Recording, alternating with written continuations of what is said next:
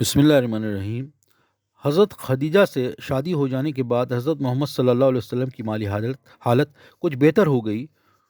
تو انہوں نے پہلا کام یہ کیا کہ اپنے چچا بھائی حضرت علی بن ابی طالب کو اپنی زیر نگرانی لے لیا، اور دوسرے یہ کہ ایک عیسائی غلام زید بن حارث کو، جس کا تعلق شام سے تھا اور جسے حضرت خدیجہ نے انہیں بخش دیا تھا، آزاد کر دیا۔ لیکن زید بن حارث نے آزاد ہونے کے باوجود حضرت محمد صلی اللہ علیہ وسلم سے جدا ہونا گوارا نہ کیا۔ زید بن حارث کے ماں باپ کو اس بات کا پتہ نہیں تھا کہ ان کا بیٹا زندہ ہے، لہذا انہیں جب یہ معلوم ہوا کہ وہ زندہ ہے تو اسے اپنے ساتھ لینے کے لیے شام سے آ گئے، مکہ پہنچے۔ لیکن حضرت زید نے جب اپنے والدین کے ساتھ جانے کے ساتھ صاف انکار کر دیا اور کہا کہ مجھے حضرت محمد صلی اللہ علیہ وسلم اپنے ماں باپ سے بھی زیادہ عزیز ہیں۔ حضرت محمد صلی اللہ علیہ وسلم جو دھیرے دھیرے تنگ دستی سے نجات حاصل کر چکے تھے، جب تک زندہ رہے یہی کوشش کرتے رہے کہ غریبوں اور مسکینوں کی ہر ممکن مدد کریں اور انہیں فقر اور غریبی سے نجات دلائیں۔ دنیا کی کسی بھی آسمانی کتاب میں محتاجوں اور غریبوں کی مدد کرنے کے لیے اتنی تاکید نہیں کی گئی ہے جتنی کہ حضرت محمد صلی اللہ علیہ وسلم پر نازل ہونے والی کتاب قرآن پاک میں کی گئی ہے۔ زندگی کے آخری دن تک حضرت محمد صلی اللہ علیہ وسلم کا نصب العین اصلی مقصد، دلی منشا یہی تھا کہ دنیا میں کوئی بھی بے سہارا اور بھوکا نہ رہے۔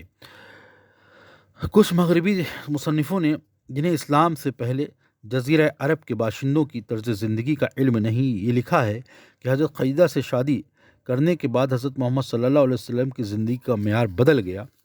اور اس میں تجملات یعنی سر و سامان کی آرائش نے جگہ بنا لی، لیکن حضرت محمد صلی اللہ علیہ وسلم کی زندگی کے آخری دن تک شان و شوکت کا شائبہ تک نہ تھا، اور ان کے بعد خلفائے راشدین رضی اللہ تعالیٰ عنہم کی زندگی بھی سادگی اور قناعت یعنی تھوڑی چیز پر راضی ہو جانے پر خوش رہنے کا نمونہ تھی۔ البتہ بنو امیہ کے زمانے میں سے بادشاہوں کے جیسی شان و شوکت اور ظاہری آنمان اسلامی خلافت میں داخل ہوئی تھی، اس سے پہلے نہیں۔ حضرت محمد صلی اللہ علیہ وسلم قناعت کے ساتھ زندگی بسر کرنا جانتے تھے اور فطری طور پر کھانے پینے سے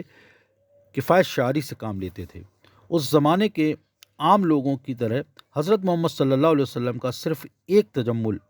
اگر اس سے تجمل کہا جائے تو یہ تھا کہ وہ آپ اس عطر استعمال کرتے تھے۔